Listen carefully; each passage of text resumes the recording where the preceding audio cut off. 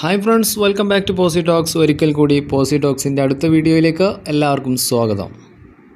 ഇന്ന് നമ്മൾ ഡിസ്കസ് ചെയ്യുന്നത് ജേണൽ എൻട്രീസിൻ്റെ മൂന്നാമത്തെ പാർട്ടാണ്. കഴിഞ്ഞ 2 പാർട്ടുകളും നമ്മൾ ചെയ്തിട്ടുണ്ട്.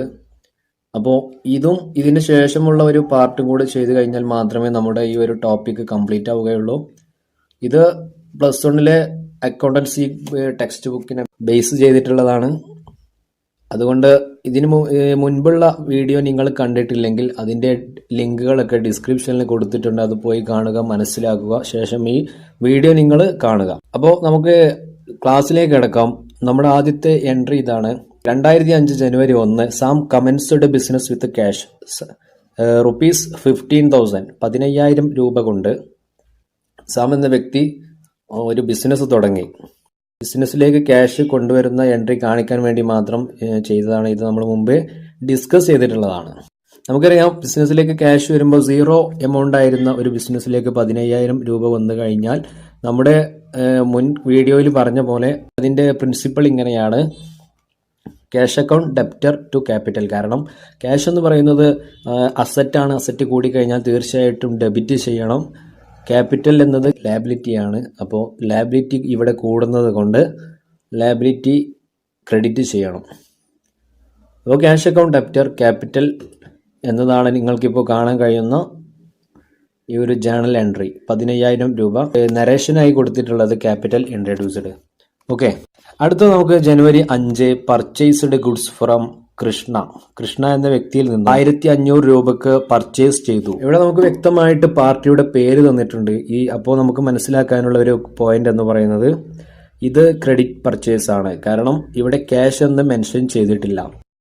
ക്യാഷിനാണ് പർച്ചേസ് എങ്കിൽ പർച്ചേസ്ഡ് ഫോർ ക്യാഷ്, അതല്ലെങ്കിൽ purchased goods from Krishna for cash എന്ന് സെപ്പറേറ്റ് കൊടുക്കുക. അപ്പോൾ ഇവിടെ ക്യാഷ് എന്നില്ലാത്തതുകൊണ്ട് നിങ്ങൾ മനസ്സിലാക്കിയിരിക്കുക, കൃഷ്ണ എന്ന വ്യക്തിയിൽ നിന്നും കടത്തിനാണ് സാധനങ്ങൾ ഇവിടെ വാങ്ങിയിട്ടുള്ളത്. അപ്പോൾ നമുക്ക് എന്ത് ചെയ്യാം? പർച്ചേസ് അക്കൗണ്ട് ഡെപ്റ്റർ, പർച്ചേസ് എന്ന് പറയുന്നത് എപ്പോഴും ഡെബിറ്റ് ചെയ്യും.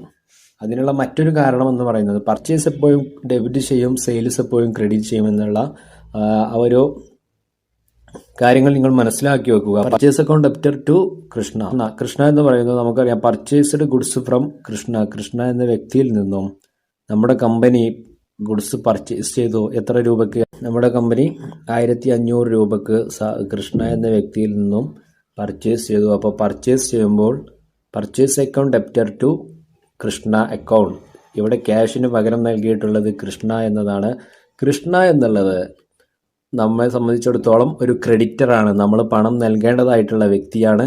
അപ്പോൾ ഇവിടെ നമുക്ക് പണത്തിന് പകരം കൃഷ്ണ എന്ന ക്രെഡിറ്ററുടെ പേരാണ് നമ്മൾ ഇവിടെ വെക്കേണ്ടത്. മറിച്ച് ക്യാഷ് പർച്ചേസ് ആയിരുന്നെങ്കിൽ purchase account debtor to cash എന്നായിരിക്കും. നമ്മൾ മുന്നേ ഡിസ്കസ് ചെയ്ത കാര്യമാണ്. നരേഷനായിട്ട് നമുക്ക് ക്രെഡിറ്റ് പർച്ചേസ് എന്ന് കൊടുക്കാം. ₹1,500 1,500 രൂപ. അടുത്തത് January 7 sold goods to John on credit ₹400 400 രൂപക്ക് ജോൺ എന്ന വ്യക്തിക്ക് നമ്മൾ സാധനങ്ങൾ വിറ്റു. നമ്മൾ മുന്നേ പറഞ്ഞ പോലെ തന്നെ ക്രെഡിറ്റ് പർച്ചേസ് പോലെ തന്നെ മറ്റൊരു രീതിയാണ് ഇത് ക്രെഡിറ്റ് സെയിൽസ്. ഇവിടെ നമുക്കറിയാം സെയിൽസ് എപ്പോഴും ക്രെഡിറ്റ് ചെയ്യണം. പർച്ചേസ് ഡെബിറ്റ് ചെയ്യണം, സെയിൽസ് ക്രെഡിറ്റ് ചെയ്യണം. അതുപോലെയാകുമ്പോൾ ഇവിടെ cash account debtor to sales എന്ന രീതിയിലാകും വരേണ്ടത്. പക്ഷേ ഇവിടെ ക്യാഷിനല്ല, ഇവിടെ വ്യക്തമായിട്ട് പറയുന്നുണ്ട് ഓൺ ക്രെഡിറ്റ് എന്ന് പറയുന്നുണ്ട്. അതുകൊണ്ട് തന്നെ നമുക്കറിയാം ഇത് ക്രെഡിറ്റ് സെയിൽസ് ആണ്. അപ്പോൾ നമ്മൾ വിറ്റ വ്യക്തി നമുക്ക് പണം ആ സമയത്ത് തന്നെ നൽകിയിട്ടില്ല എന്നുള്ളതാണ് ഇവിടെ അർത്ഥമാക്കുന്നത്. അപ്പോൾ നമുക്ക് മനസ്സിലാക്കേണ്ടത് John account debtor to sales, cash എന്നതിന് പകരം നമുക്ക് ഇവിടെ നൽകിയിട്ടുള്ളത് ജോൺ എന്ന ഡെബിറ്ററെയാണ്. അതുകൊണ്ട് John account debtor ₹400 to sales. നമ്മൾ പറഞ്ഞു സെയിൽസ് എപ്പോഴും ക്രെഡിറ്റ് ചെയ്യണം. സെയിൽസ് എപ്പോഴും ക്രെഡിറ്റ് ചെയ്യാൻ മറ്റൊരു കാരണം കൂടിയുള്ളത്, സെയിൽസ് 2 രീതിയിൽ നിങ്ങൾക്ക് മനസ്സിലാക്കി വെക്കാം. സെയിൽസ് ചെയ്യുമ്പോൾ നമ്മുടെ സ്റ്റോക്ക് കുറയുകയാണ് ചെയ്യുന്നത്. സ്റ്റോക്ക് കൂടിക്കഴിഞ്ഞാൽ ഡെബിറ്റ് ചെയ്യണം, സ്റ്റോക്ക് കുറഞ്ഞു കഴിഞ്ഞാൽ ക്രെഡിറ്റ് ചെയ്യണം. ആ രീതിയിലും നിങ്ങൾക്ക് മനസ്സിലാക്കി വെക്കാവുന്നതാണ്. അപ്പോൾ John account debtor to sales account ₹400 credit sales to John എന്ന രീതിയിൽ നമുക്ക് ഇവിടെ നരേഷന് കൊടുക്കാം. അടുത്തത് വരുന്നത് January 10 returned goods to Krishna. Krishna എന്ന വ്യക്തിയിൽ നിന്ന് നമ്മുടെ കമ്പനി സാധനങ്ങൾ വാങ്ങി, അത് വല്ല സാധനങ്ങളോ ഡാമേജ് ഉണ്ടെങ്കിൽ, അതല്ലെങ്കിൽ നമുക്ക് ആവശ്യമില്ലാത്തത്, ആവശ്യത്തിലധികം സാധനം ഉണ്ടെങ്കിൽ നമ്മൾ തിരിച്ചു കൊടുക്കുന്ന ആ ഒരു പ്രോസസ്സാണ് യഥാർത്ഥത്തിൽ ഗുഡ്സ് പർച്ചേസ് റിട്ടേൺ എന്ന് പറയുന്നത്. പർച്ചേസ് ചെയ്ത സാധനം നമ്മൾ തിരിച്ചു കൊടുക്കുക. അപ്പോൾ ഇതിന്റെ എൻട്രി എന്ന് പറയുന്നത് നിങ്ങൾക്ക് വളരെയധികം സിമ്പിളായിട്ട് മനസ്സിലാക്കി എടുക്കാം. നമ്മൾ സാധനം വാങ്ങുമ്പോൾ പർച്ചേസ് ചെയ്യുമ്പോൾ purchase account debited to cash എന്ന രീതിയിലാണ്. അപ്പോൾ സാധനം തിരിച്ചു കൊടുക്കുകയാണെങ്കിൽ നേരെ തിരിച്ച് അതിന്റെ എൻട്രി ഇട്ട് കഴിഞ്ഞാൽ നമുക്കത് പിന്നെ വളരെ സിമ്പിളായിട്ട് എഴുതി രേഖപ്പെടുത്തി മനസ്സിലാക്കി വെക്കാൻ കഴിയും. പർച്ചേസ് എപ്പോഴും ഡെബിറ്റ് ചെയ്യും. അപ്പോൾ നേരെ ഓപ്പോസിറ്റ് ആയിട്ട് പർച്ചേസ് റിട്ടേൺ നമ്മളെപ്പോഴും ക്രെഡിറ്റ് ചെയ്യണം. അടുത്തതായി ജനുവരി 15-നാണ് returned goods to us by John. John എന്ന വ്യക്തി റിട്ടേൺഡ് ഗുഡ്സ് ടു അസ് എന്ന് പറഞ്ഞു കഴിഞ്ഞാൽ ജോൺ എന്ന വ്യക്തി നമ്മുടെ കസ്റ്റമറാണ്. അപ്പോൾ അത് സെയിൽസ് റിട്ടേൺ ആണ്. നമ്മൾ സെയിൽ ചെയ്ത സാധനം റിട്ടേൺ തരുന്നതിനെയാണ് സെയിൽസ് റിട്ടേൺ എന്ന് പറയുന്നത്.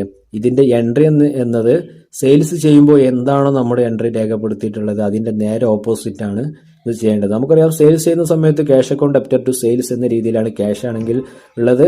പിന്നെ ഇവിടെ നമ്മൾ ചെയ്തിരുന്നത് John account debited to sales എന്ന രീതിയിലാണ്. അപ്പോൾ അയാളിൽ നിന്നുള്ള സാധനം റിട്ടേൺ തരുമ്പോൾ നമുക്ക് ഈസി ആയിട്ട് മനസ്സിലാക്കി വെക്കാം, sales return account debited to John.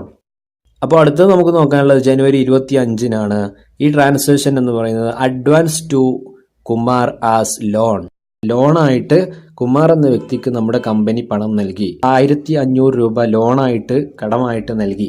അപ്പോൾ മനസ്സിലാക്കുക, നമ്മുടെ കമ്പനി പുറത്തേക്ക് കൊടുക്കുന്ന ലോണ് അതൊക്കെ നമ്മുടെ അസറ്റാണ്. അതുപോലെ ഇൻവെസ്റ്റ്മെന്റ് എന്നൊക്കെ ഉണ്ടെങ്കിൽ അതൊക്കെ നമ്മുടെ അസറ്റാണ്. അപ്പോൾ അസറ്റ് എങ്ങനെയാണോ നമ്മൾ ട്രീറ്റ് ചെയ്യുന്നത് ആ രീതിയിൽ മാത്രം ഇത് ചെയ്യുക. നമുക്കറിയാം, ഇവിടെ അസറ്റ് കൂടി. കുമാർ ലോൺ അക്കൗണ്ട് ഡെപ്റ്റർ ₹1500, 1500 രൂപ കുമാറിന് ലോണായിട്ട് നമ്മൾ നൽകി. ആ സമയത്ത് എന്ത് സംഭവിച്ചു? To cash account. ക്യാഷ് എന്ന സംഭവം നമ്മുടെ കയ്യിലുള്ള ക്യാഷിൽ നിന്നും ക്യാഷ് എന്ന അസറ്റ് കുറഞ്ഞു. അതേസമയം കുമാറിന് ലോൺ കൊടുത്ത ആ അസറ്റ് കൂടി. കാരണം അയാൾക്ക് കൊടുത്തത് നമുക്കറിയാം, നമുക്ക് ആ 5 കാറ്റഗറി പരിശോധിച്ചാൽ മനസ്സിലാകും. ഇത് നമുക്ക് അയാൾക്ക് കൊടുക്കേണ്ടതായിട്ടുള്ള പണമല്ല, ലോണാണ്. നമുക്ക് അത് തിരിച്ച് അയാൾ നൽകുന്നതാണ്. അടുത്തത് ജനുവരി 29, withdraw cash from office for personal use. ക്യാപിറ്റലായിട്ടാണ് ഒരു ബിസിനസ്സിലേക്ക് ഓണർ പിന്നെ ക്യാഷ് കൊണ്ടുവരുന്നത്. അയാൾ പിൻവലിക്കുന്നതിനെ ഡ്രോയിങ്സ് എന്നാണ് പറയുന്നത്. അപ്പോൾ നമുക്കറിയാം, ഡ്രോയിങ്സ് അക്കൗണ്ട് ഡെപ്റ്റർ, ഡ്രോയിങ്സ് എന്നുള്ളത് ഡെബിറ്റ് ചെയ്യും ടു ക്യാഷ് അക്കൗണ്ട്. ക്യാഷ് നമ്മുടെ ബിസിനസ്സിൽ കുറയുകയാണ്. അതേസമയത്ത് ഡ്രോയിങ്സ് എന്ന അക്കൗണ്ട് ക്രിയേറ്റ് ചെയ്യപ്പെടുന്നു. ഡ്രോയിങ്സ് എന്ന അക്കൗണ്ട് അവിടെ ഉണ്ടാകുന്നു. ഡ്രോയിങ്സ് ഡെബിറ്റ് ചെയ്യും. ഇത് വളരെ റെയറായിട്ട് മാത്രമേ ചോദിക്കാറുള്ളൂ. അപ്പോൾ ഓക്കെ ഫ്രണ്ട്സ്, ഇത്രയുമാണ് നമ്മൾ പറഞ്ഞ അക്കൗണ്ടിങ്ങിൻ്റെ പ്രധാനപ്പെട്ട കാര്യങ്ങൾ. അതൊരിക്കലും നിങ്ങൾ മിസ് ചെയ്യരുത്. മറ്റുള്ളവർക്ക് വേണ്ടി നിങ്ങൾ ഷെയർ ചെയ്യുക. നമ്മുടെ ചാനൽ സബ്സ്ക്രൈബ് ചെയ്യാനും മറക്കരുത്. ഇനി ഇതിനേക്കാൾ പ്രധാനപ്പെട്ട ഒരു അവസാനത്തെ ഒരു ഭാഗമായിട്ട് വീണ്ടും വരാം. അതും മറക്കാതെ കാണുക. എല്ലാവർക്കും നല്ലൊരു വിജയം നേർന്നുകൊണ്ട് നിർത്തുന്നു. Thank you.